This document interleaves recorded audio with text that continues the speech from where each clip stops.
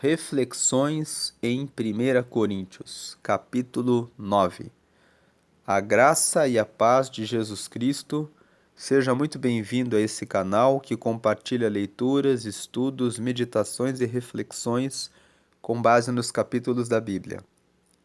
Nós estamos gravando uma série de reflexões sobre a carta que Paulo escreveu para a igreja de Corinto. Paulo escreveu 4 cartas para a igreja de Corinto. A carta que está na Bíblia, de 1 Coríntios, é a segunda carta. Como nós sabemos disso? Quando nós entramos no capítulo 5, aqui no versículo 9, nós vemos Paulo dizendo para os coríntios: já por carta vos tenho escrito que não vos associeis com os que se prostituem.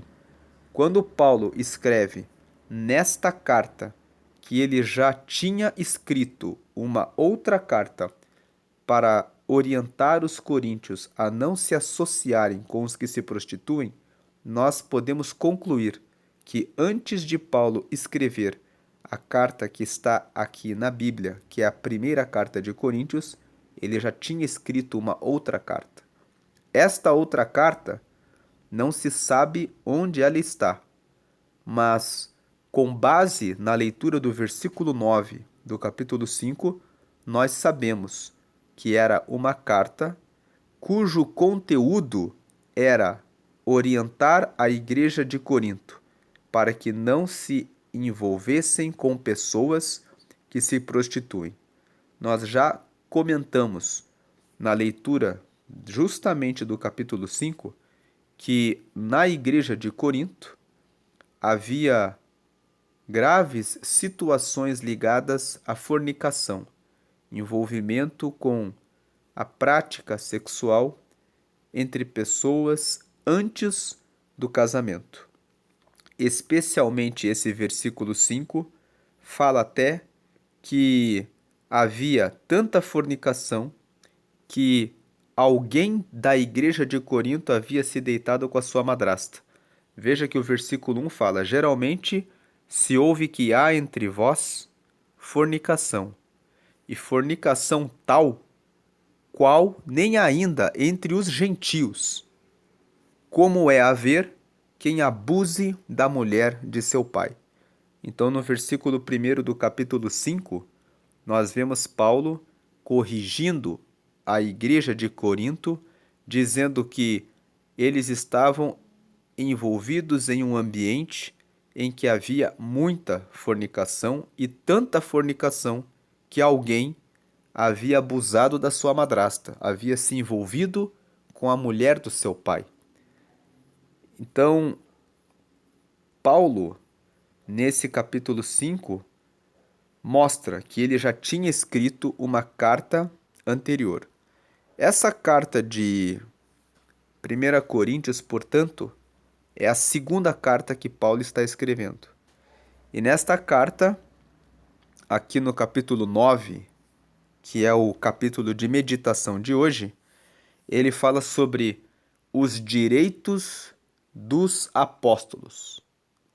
Ele fala sobre os direitos dos apóstolos. Vamos ler aqui o capítulo 9. Vamos lembrar que Paulo, nessa primeira carta aos Coríntios, está respondendo às dúvidas da igreja de Corinto. No capítulo 5, ele fala sobre a fornicação. No capítulo 7, ele responde sobre questões de celibato, que significa viver sendo solteiro, e sobre o casamento. No capítulo 8, ele explica sobre comer alimentos sacrificados a outros deuses. Veja que no versículo 1 ele fala: ora, no tocante às coisas sacrificadas aos ídolos, né? Então ele está falando sobre isso. E no capítulo 9, ele fala sobre os direitos dos apóstolos. Então vamos ver aqui quais são os direitos dos apóstolos. Versículo 1. Não sou eu apóstolo? Ele começa fazendo uma pergunta, né? Então, por acaso eu não sou um apóstolo? Eu não sou livre? Eu não vi a Jesus Cristo, Senhor nosso? Não sois vós a minha obra do Senhor? Paulo começa fazendo essas perguntas, querendo dizer: vejam, eu sou apóstolo, eu sou livre, eu também vi Jesus. Vocês, que no caso são os coríntios, são a obra que eu fiz, porque foi Paulo que pregou para os coríntios. Nós já lemos, quando meditamos no capítulo 1, o capítulo 18 do livro de Atos dos Apóstolos. No capítulo 18 de Atos dos Apóstolos, nós vemos que Paulo visitou a igreja de Corinto ali pela primeira vez, durante a sua segunda viagem missionária, e ali ele ficou durante 1 ano e 6 meses, realizando a obra dentro de Corinto, juntamente com um casal chamado Priscila e Áquila. E dali ele voltou para Jerusalém, passando por Éfeso. E depois, quando ele começou a terceira viagem missionária, ele ficou durante 3 anos em Éfeso, fazendo a sua missão. Nós já lemos isso. Então, Paulo ficou durante 1 ano e 6 meses na igreja de Corinto. Por isso ele fala que, na última pergunta do versículo 1, não sois vós a minha obra no Senhor? Ele reconhece que foi ele que construiu, que ergueu a igreja de Corinto. E ele fala no versículo 2: se eu não sou apóstolo para os outros, ao menos o sou para vós, porque vós sois o selo do meu apostolado no Senhor. Então, Paulo, no versículo 2, revela, por essa frase, que muitas pessoas não o consideravam apóstolo. E por que não consideravam Paulo como apóstolo? Porque quando nós lemos a história de Paulo, no livro de Atos dos Apóstolos, ali no capítulo 6, nós vemos que 6 e 7, nós vemos que Paulo consentiu com a morte do diácono Estevão, o primeiro mártir da igreja que foi morto apedrejado, anunciando o reino de Deus e a palavra de Jesus Cristo, foi o diácono Estevão. E ele foi morto porque foi Paulo que incitou o povo a matá-lo. Porque Paulo era fariseu, não acreditava que Jesus era o Filho de Deus. Então ele, por ter orientado o povo a matar Estevão, e logo na sequência ele pegou cartas com o sumo sacerdote para ir até a Síria para perseguir os cristãos. Então ele era um perseguidor, então muitas pessoas diziam que Paulo não era apóstolo, mas que ele era um perseguidor dos cristãos. Mas Paulo vem e fala: se eu não sou apóstolo para os outros, ao menos o sou para vós, porque vós sois o selo do meu apostolado no Senhor. Como nós já dissemos, lá em Atos dos Apóstolos, no capítulo 18, nós vemos que Paulo, na sua segunda viagem missionária, visitou a cidade de Corinto e ergueu a igreja ali, naquela cidade. Por isso ele fala no versículo 2 que, pelo menos para os coríntios, ele deveria ser reconhecido como apóstolo, porque foi ele quem ergueu a igreja em Corinto. Aí no versículo 3 ele fala: esta é a minha defesa para com os que me condenam. Nós vemos que ele estava sendo condenado em razão do seu passado. Versículo 4: não temos nós direito de comer e de beber? Depois que, nesses primeiros 3 versículos, Paulo mostra que ele é apóstolo, ele começa a expor quais são os direitos dos apóstolos. O primeiro direito, ele pergunta: não temos nós direito de comer e de beber? Então, Paulo está falando, assim como os outros apóstolos têm o direito de receber ofertas para que possam ter a sua alimentação e a sua bebida, ele pergunta: eu também não tenho direito? Ele começa perguntando: eu não sou apóstolo e eu também não tenho esse direito? Versículo 5, a segunda pergunta: não temos nós direito de levar conosco uma mulher irmã, como também os demais apóstolos e os irmãos do Senhor e Cefas? Paulo está falando: por acaso eu também não tenho o direito de ter uma esposa? E veja que nesse argumento ele fala: os outros apóstolos têm esposa, os irmãos do Senhor. Quando ele fala os irmãos do Senhor, nós sabemos que Tiago e Judas eram irmãos de Jesus. E os dois escreveram uma carta que está na Bíblia. E eles tinham esposa. E quando Paulo faz referência a eles, Paulo está querendo validar, querendo dizer: veja, os apóstolos têm esposa, os principais da igreja, que eram os irmãos de Jesus, Tiago e Judas têm esposa, e também Pedro, porque Cefas significa Pedro. Então, e o Pedro, que é tão tomado em estima, em consideração, também tem esposa. Aí, versículo 6: ou só eu e Barnabé não temos direito de deixar de trabalhar?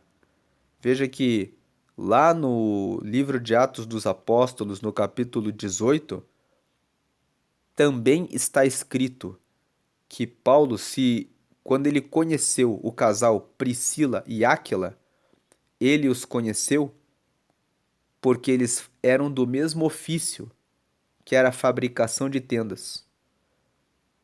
Então Paulo procurava trabalhar para não ser pesado aos irmãos.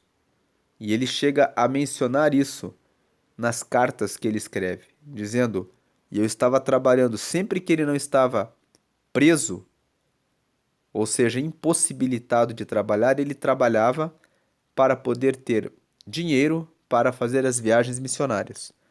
E aqui ele pergunta: ou só eu e Barnabé não temos direito de deixar de trabalhar? Versículo 7. Quem jamais milita à sua própria custa? Ou seja, quem vai para a guerra com o seu próprio dinheiro? Todo mundo que vai para a guerra recebe o apoio de armamento, uniforme, treinamento do Estado, do governo. Quem milita à sua própria custa? Quem planta a vinha e não come do seu fruto? Ou quem apacenta o gado e não come do leite do gado? Quando Paulo faz essas perguntas, ele está dizendo: todo aquele que trabalha tem o direito de retirar o seu alimento daquilo que trabalha. Versículo 8: digo eu isso segundo os homens? Ou não diz a lei também o mesmo? Aqui ele fala: se eu perguntar isso para qualquer pessoa que trabalha no mundo, não é assim que funciona? Versículo 9: porque na lei de Moisés está escrito: não atarás a boca ao boi que trilha o grão. Porventura tem Deus cuidado dos bois? Versículo 10: ou não o diz certamente por nós? Paulo está dizendo: quando na lei de Moisés está escrito que você não deve atar a boca ao boi que trilha o grão, vocês acham que Deus mandou Moisés escrever isso na lei por causa do boi? Ou vocês acham que Deus mandou Moisés registrar esse texto por causa dos homens? Ou não diz, versículo 10, ou não o diz certamente por nós? Quando Paulo faz essa pergunta, Paulo está dizendo: esse versículo está escrito na lei por causa de nós, para que nós, quando trabalhamos, possamos ter o direito de comer, de alimentarmos-nos daquilo que nós estamos trabalhando. Não é por causa do boi que o versículo foi escrito. Certamente que por nós está escrito, porque o que lavra deve lavrar com esperança, e o que debulha deve debulhar com esperança de ser participante. Versículo 11: se nós vos semeamos as coisas espirituais, será muito que de vós recolhamos as carnais? Então, veja que nesses versículos 10 e 11, Paulo está trazendo em debate justamente a questão que gera perturbação em muitas pessoas.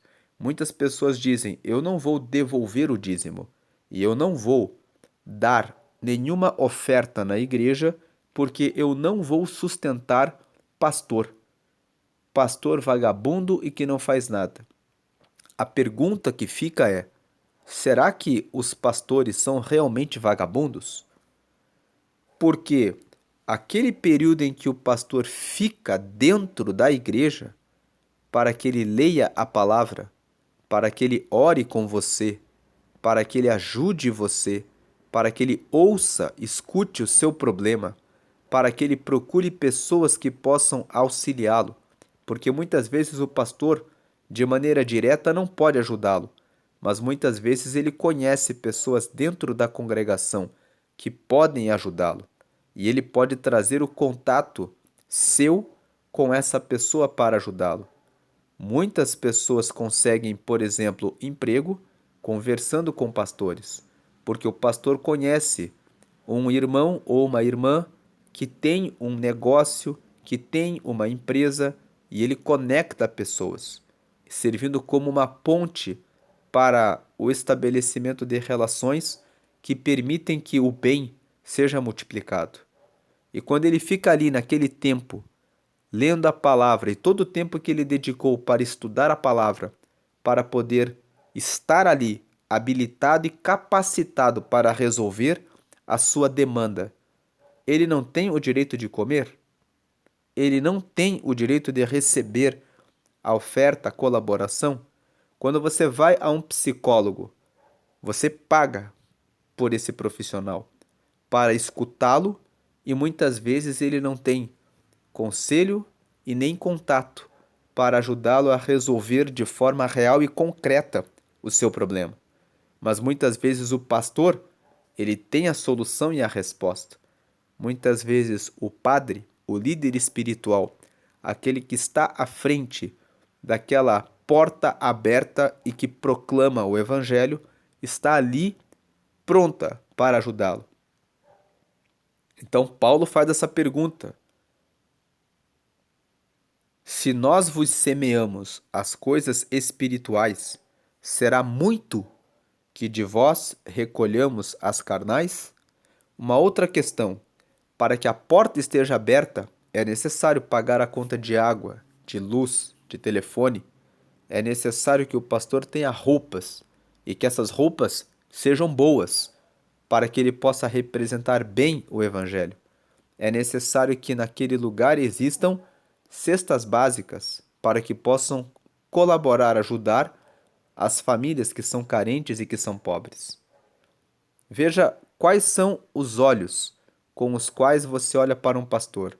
O pastor é muito bom para te dar respostas, conselhos, orientação para lhe escutar, mas ele é péssimo quando ele recebe ofertas, dízimos e colaborações que estão relacionadas ao sustento da obra de Deus. Veja que o capítulo 9 de 1 Coríntios mostra o direito, mostra que existe um direito daquele que semeia de semear tendo esperança de que vai comer daquilo que ele está semeando. Porque é dali que ele está dedicando o seu trabalho, é dali que ele está dedicando o seu esforço, o seu empenho, a sua qualificação, a sua preparação para poder estar habilitado para ajudar aquilo que você precisa. Versículo 12: se outros participam deste poder sobre vós, por que não mais justamente nós? Mas nós não usamos deste direito. Antes suportamos tudo, para não pormos impedimento algum ao Evangelho de Cristo. Então, Paulo está aqui falando que ele tem o direito, porque as pessoas queriam dizer que ele e Barnabé não tinham o direito. Então, ele vem apenas para declarar: nós temos esse direito porque a igreja de Corinto reconhecia que Pedro, Tiago e Judas, que são os irmãos de Jesus, pudessem ter esposa, que eles pudessem receber ofertas e dízimos. Mas quando chegava a vez de Paulo e de Barnabé, e Paulo nem usava esse direito, mas alguma questão existia ali na igreja de Corinto em relação a o Paulo nós não vamos ajudar. Então Paulo aqui está fazendo a defesa dos direitos dos apóstolos, para se incluir como alguém que também recebia esse direito, porque ele não era inferior aos outros apóstolos. Ele também tinha visto Jesus. E ele vem aqui para fazer a sua defesa, dizendo: Eu também tenho o direito de me casar, embora no capítulo 7 ele tenha dito que ele escolheu ser celibatário, ser uma pessoa que dedica a sua vida exclusivamente para Deus. Mas ele aqui no capítulo 9 quer destacar: eu sou celibatário, mas eu tenho o direito de casar como os outros têm. Eu também tenho o direito de retirar o meu sustento do trabalho da obra também, assim como eles. Então, Paulo fala aqui muito mais nós, mas ele esclarece no versículo 12: Mas nós não usamos deste direito, antes suportamos tudo para não pormos impedimento algum ao evangelho de Cristo. Versículo 13: Não sabeis vós que os que administram o que é sagrado comem do que é do templo? Paulo agora começa a falar o que acontece nas sinagogas. Ele fala: aqueles que trabalham lá nas sinagogas comem daquilo que existe no templo, e que os que de contínuo estão junto ao altar participam do altar. Ou seja, Paulo está fazendo uma explanação, uma explicação de que era assim com os judeus. Vamos lembrar aqui que Paulo está fundando a igreja na cidade de Corinto. E quando ele fundava essas igrejas eram igrejas que pregavam o evangelho, que pregavam Jesus Cristo morto e ressuscitado. Essa pregação de Jesus Cristo morto e ressuscitado era uma pregação que os judeus não compactuavam. Os judeus pregavam, ainda pregam, que só existe Deus e que um Messias virá. Eles não acreditam que Jesus é o Messias, que Jesus é o prometido no Antigo Testamento. Tanto que os judeus, a Bíblia deles contempla apenas o Antigo Testamento. O Novo Testamento não é tomado em consideração pelos judeus. Por quê? O Novo Testamento nos fala a respeito da pessoa de Jesus Cristo e do seu sacrifício na cruz e dele ser o fundamento do Evangelho. Tanto que no capítulo 2, aqui de 1 Coríntios, Paulo explica para a igreja de Corinto que o único fundamento da igreja é Jesus Cristo e ele crucificado.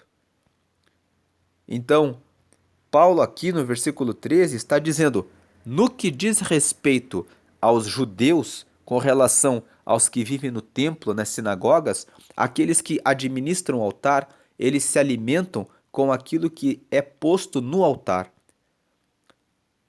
E ele está fazendo um paralelo, dizendo aqui, com relação à igreja de Cristo, não é diferente com relação a isso.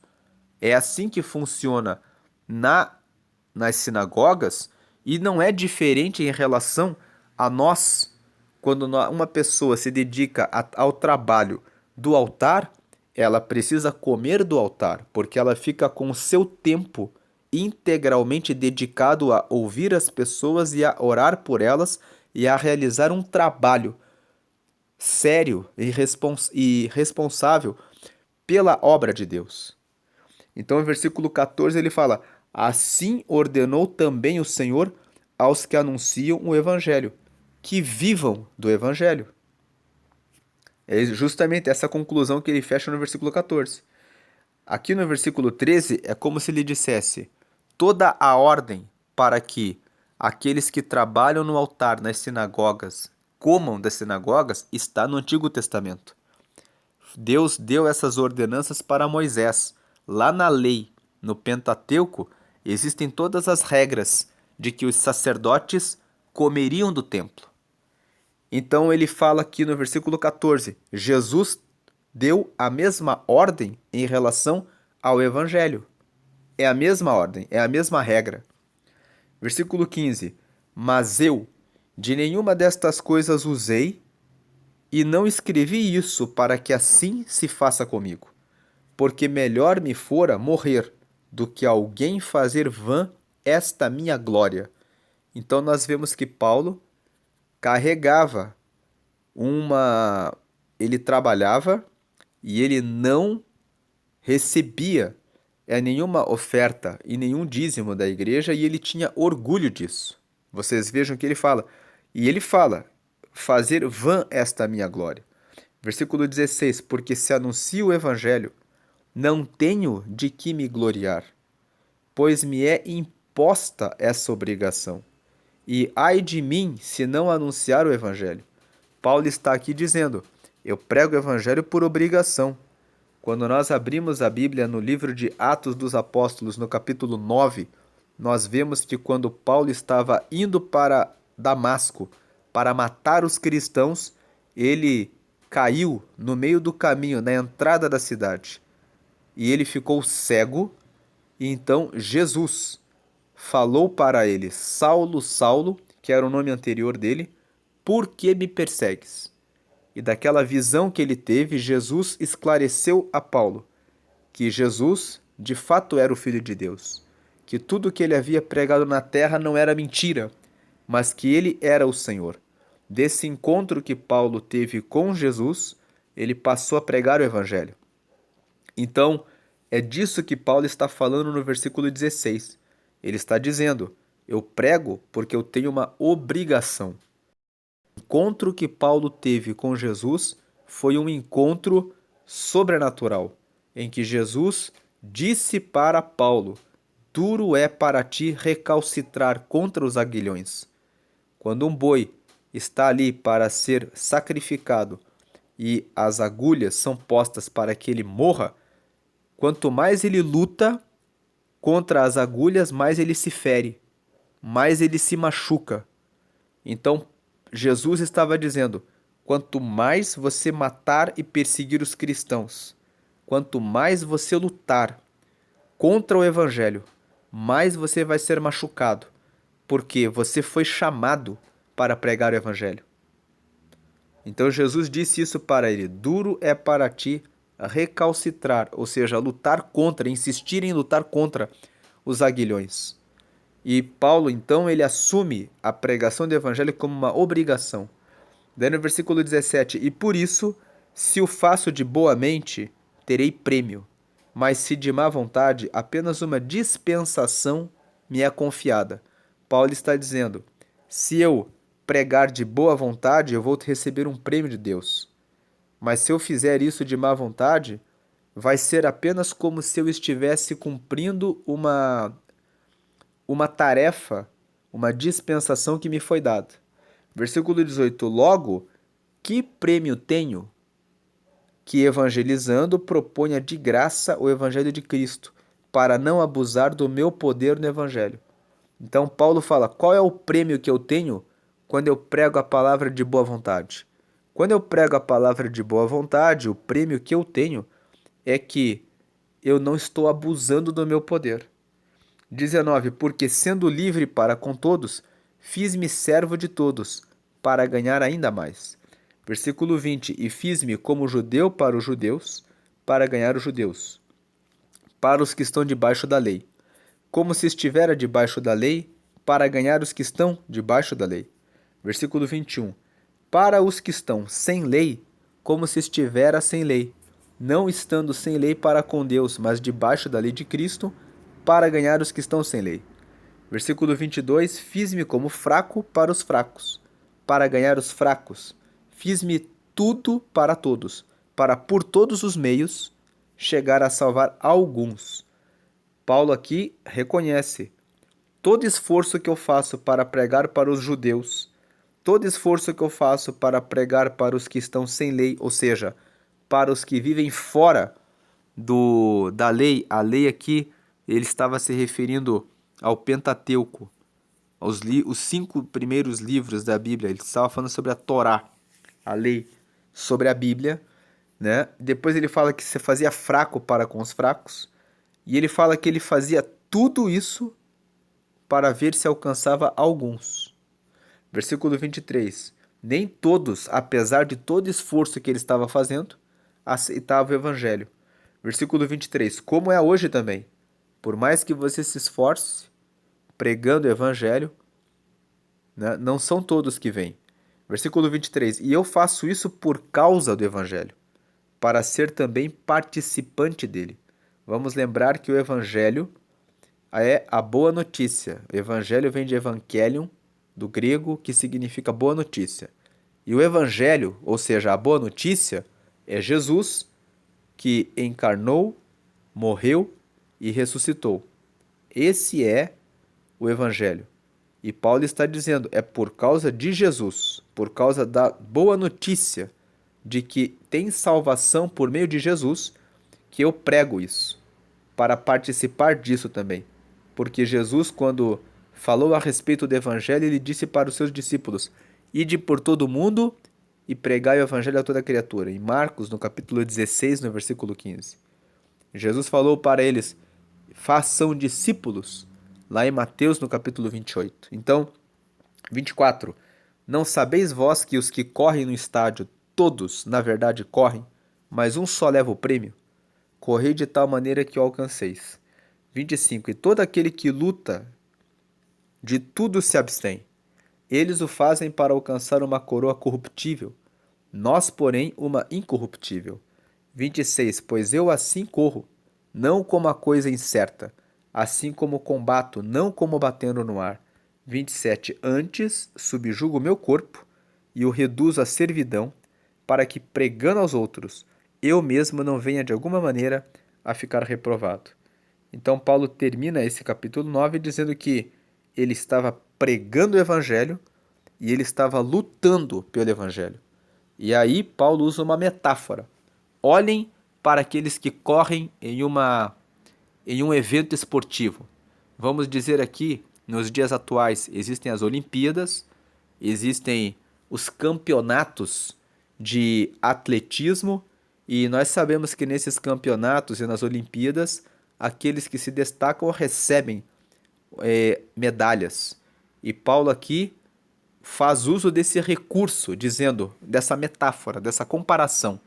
Ele fala, eles estão correndo e quando eles correm no estádio, eles fazem todos os seus esforços para conseguirem uma medalha, para conseguirem uma coroa.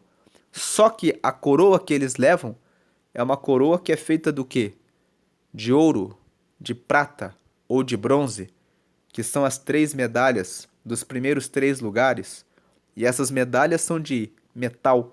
E esse metal, se ele for colocado no fogo, ele se derrete. Ele se corrompe. Eles estão lutando por uma medalha que é corruptível. Nós, porém, estamos lutando por uma coroa que é incorruptível. Qual é a coroa daquele que prega o evangelho? Herdar a vida eterna, a coroa da vida. Receber a vida, além dessa vida, para sempre com Deus. Fugir, escapar da morte eterna, que é a morte em que você vai estar longe de Deus. Então ele fala, pois eu assim corro, eu corro da mesma forma como os atletas correm para conseguir uma medalha. Eu não corro, só que eu não corro para buscar uma coisa incerta. Eu não estou combatendo como alguém que está combatendo ao léu, como quem dá socos no ar, como quem está batendo no ar. Não, eu estou em busca de uma coroa que eu sei que é incorruptível. Então, antes eu subjugo meu corpo e o reduzo à servidão. Quando Paulo fala eu subjugo meu corpo e o reduzo à servidão, ele está mostrando que muitas vezes ele estava cansado, mas mesmo assim ele tomava os navios, ele fazia as viagens, muitas vezes ele ficava pregando até o amanhecer. Quando nós lemos Atos dos Apóstolos, no capítulo 20, nós vemos que ele ficou pregando até o amanhecer, quando ele estava se despedindo dos Efésios. E um jovem chamado Eutico caiu da janela, porque Paulo se alongou no discurso. Ele poderia pensar em descansar, mas ele estava ali, sempre preocupado em trazer uma palavra a mais, sempre em dizer nas suas cartas que ele estava disposto a visitar novamente os irmãos para trazer uma palavra de consolação, de conforto, para ver os irmãos. Então ele estava sempre subjugando o seu corpo e reduzindo a servidão. A servidão significa que a sua mente dominava sobre o seu corpo. Muitas vezes ele pregava cansado, muitas vezes viajava sem recurso, mas ele fazia tudo isso pelo Evangelho, para que pregando aos outros eu mesmo não venha de alguma maneira a ficar reprovado. Então, as reflexões que nós colhemos desse texto de 1 Coríntios capítulo 9 é que aqueles que anunciam o reino de Deus têm o direito de ter uma esposa. Segundo, eles têm o direito de receber ofertas e dízimos, e receber os dízimos são para justamente sustentar a casa do Senhor. Então, ele fala que nós temos esses direitos. No terceiro, ele fala: eu não uso desses direitos, mas eu tenho, da mesma forma como todos os apóstolos recebem esse direito, e da mesma forma como a lei já estabelecia com relação aos judeus nas sinagogas, que aqueles que realizam esse trabalho de cuidarem do altar comam daquilo que está no altar. E ele vem e fala que ele se esforça e se empenha pela pregação do evangelho, porque a causa, que é Jesus Cristo, é a causa principal da vida dele. E ele fala: se eu fizer isso de boa vontade, eu tenho prêmio, mas se fizer de má vontade, eu não terei prêmio algum. As perguntas que ficam para nós são: você tem feito a obra de Deus? Você tem feito aquilo para o que você foi chamado? Talvez Deus não lhe chamou para ser um pastor consagrado, para ficar em um templo dedicado ao reino, mas certamente que ele chamou a todos para o ide, pregai o evangelho a toda criatura. Certamente ele chamou você para pregar com o seu testemunho, com o seu exemplo para as pessoas com quem você trabalha, para as pessoas com quem você estuda, para as pessoas que são da sua família, para as pessoas que reclamam, que murmuram e que muitas vezes querem apontar o dedo para você, te acusando de alguma coisa. A forma como você lida com essas situações e trata, revelando que você tem algo diferente, que é Cristo, o Espírito Santo na sua vida, é que ganha essas pessoas. Você é a Bíblia que o mundo não lê. Você é a pessoa em quem as pessoas veem Jesus.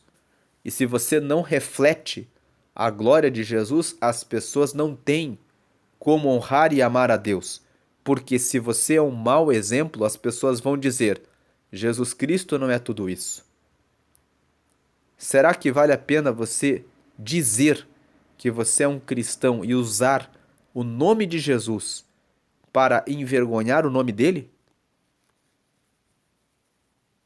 Como você tem vivido a sua fé? Paulo fala que eu vivo a minha fé como quem está buscando uma coroa, como os atletas que correm num estádio, correm com toda a força e se aplicam diligentemente para conseguir uma medalha. É assim que eu prego o evangelho. Realmente eu o vivo. Realmente eu me empenho e me dedico e eu até abdico de direitos para que não exista nem uma palavra contra o evangelho. E muitas vezes o que nós temos visto é o oposto. Pessoas que pregam o evangelho para abusar do seu direito da coleta das ofertas e dos dízimos para desfrutar de uma vida que os fiéis, muitos fiéis, jamais terão. Embora essa crítica esteja sendo feita, na verdade não é uma crítica, é uma realidade, é fato. Isso acontece, é noticiado, as pessoas conhecem os fatos, porém, é fato também que elas estão pregando a palavra. E nessa hora, é a hora em que se ouve os conselhos de Jesus. Entrando aqui no Evangelho de Mateus, no capítulo 23, vamos ver o que Jesus disse. Então falou Jesus à multidão e aos seus discípulos, dizendo: Na cadeira de Moisés estão assentados os escribas e fariseus. Verso 3: Observai, pois, e praticai tudo o que vos disserem, mas não procedais em conformidade com as suas obras, porque dizem e não praticam. Verso 4: Pois atam fardos pesados e difíceis de suportar, e os põem sobre os ombros dos homens. Eles, porém, nem com o dedo querem movê-los. Verso 5: E fazem todas as obras a fim de serem vistos pelos homens, pois trazem largos filactérios e alargam as franjas das suas vestes. Verso 6: E amam os primeiros lugares nas ceias e as primeiras cadeiras nas sinagogas. Versículo 7: E as saudações nas praças, e os serem chamados pelos homens, Rabi, Rabi, que quer dizer mestre. Então Jesus está falando a respeito dos fariseus, dos escribas, dizendo que eles pregavam uma palavra, colocavam um fardo pesado para ser carregado pelo povo, pelos ouvintes, mas eles não queriam praticar aquilo que pregavam. Eles estavam preocupados em receber o dinheiro da bolsa para poderem comprar roupas boas. Quando ele fala trazem largos filactérios, fala que eles carregavam largos. Veja o que são os filactérios. Os filactérios são caixinhas contendo versículos tirados das Escrituras, que alguns judeus usam nos braços ou na testa. Essa tradição baseava-se no conselho dado a Moisés em Deuteronômio, capítulo 6, versículos 6 a 8. Voltando aqui para Mateus 23, no versículo 5. Veja aqui, ó, e fazem todas as obras a fim de serem vistos pelos homens, pois trazem largos filactérios, ou seja, eles colocavam nas suas roupas os versículos, como quem diz: nós estamos cheios da palavra de Deus, e alargam as franjas das suas vestes. Nessas franjas que eles usavam nas suas roupas, eles colocavam os filactérios. E amam os primeiros lugares nas ceias, as primeiras cadeiras nas sinagogas, e gostavam de ser saudados, ou seja, eles gostavam de ser cumprimentados pelas pessoas. Gostavam de serem reconhecidos como mestres. Eles gostavam disso. Assim como existem pessoas que amam serem reconhecidas como líderes espirituais para receberem ofertas e dízimos. Assim, Jesus fala sobre eles. Voltando ao texto de 1 Coríntios, capítulo 9, sobre os direitos dos apóstolos, nós vemos que Paulo fala justamente sobre isso. Então, que eles tinham os direitos, mas eles não abusavam, não usavam esses direitos. Então, encerrando aqui a meditação, as reflexões sobre esse capítulo, tem pessoas que abusam? Tem. Mas haverá o juízo sobre eles.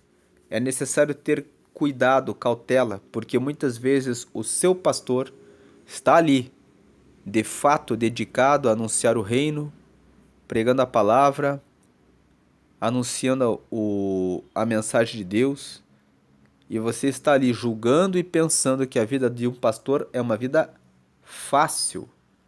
É fácil você ficar horas e horas meditando na palavra, orando, conversando com Deus em oração, muitas vezes pelas madrugadas, para poder receber a graça, a unção, a sabedoria, para poder trazer uma resposta. É fácil você estar o tempo todo à disposição da congregação para pegar o seu carro a qualquer hora do dia para fazer visitas para as pessoas nos hospitais, nas casas, nos lares, indo de todo em todo lugar o tempo todo. É fácil.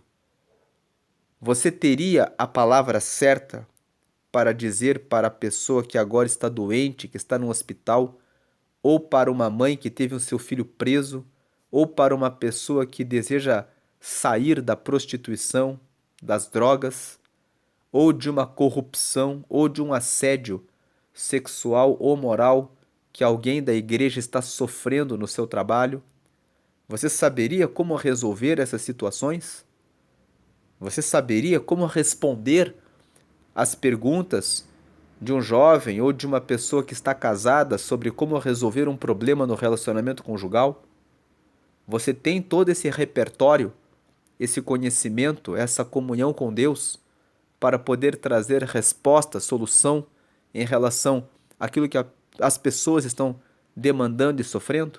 Se um psicólogo, que é um psicólogo, recebe para ouvir uma pessoa por 30 minutos, uma hora, um coach recebe muitas vezes R$ 1.000, R$ 10.000, R$ 50.000. Tem profissionais que trabalham com desenvolvimento humano que cobram esses valores para dizer coisas básicas como se alimente bem, cuide da sua saúde e trazerem programas de treinamento para que a pessoa tenha uma vida melhor. Por que aqueles que estão fazendo a obra de Deus, que não têm tempo para se dedicar a um ofício terreno, para poderem ganhar a sua vida, não têm esses direitos? Paulo especificamente não fazia uso do direito, mas como ele fala aqui no capítulo 9, nós temos esses direitos. O capítulo 9 de 1 Coríntios vem para esclarecer que aqueles que fazem, que labutam a obra de Deus, têm o direito de se casar.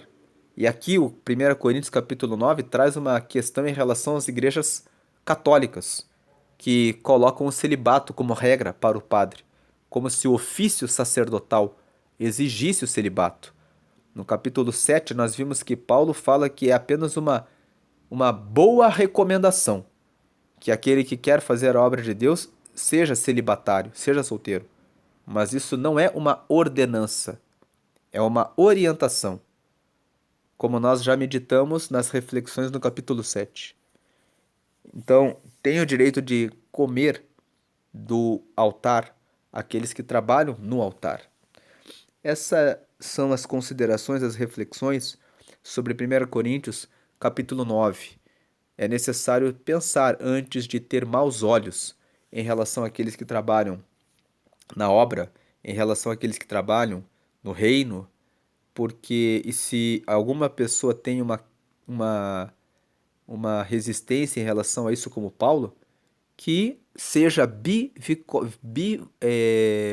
que seja bivocacionado, como eles usam esse termo para dizer que a pessoa tenha duas vocações. Uma vocação para um ofício na terra e uma outra vocação sacerdotal para realizar o ministério para a obra de Deus. Essas são as reflexões em 1 Coríntios, capítulo 9. Não tenha maus olhos em relação às ofertas e aos dízimos, porque fazem parte do trabalho de Deus, tanto para os judeus nas sinagogas. O Antigo Testamento já falava a respeito disso.